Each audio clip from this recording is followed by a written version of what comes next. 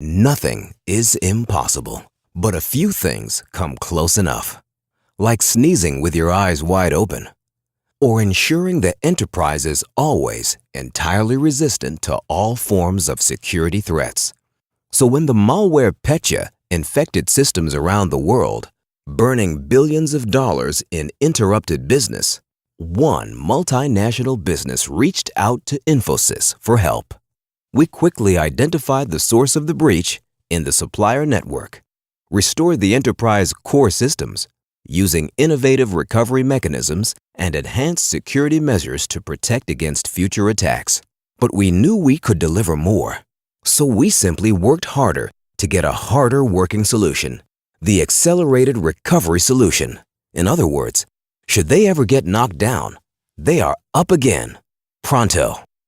We proposed a number of measures for near zero latency recovery. We improved backup procedures, strengthened core recovery infrastructure, and set up better hunting and protection against emerging threats. So the next time there's a security threat, the competition might be down on their knees, but our client will be up and running in no time.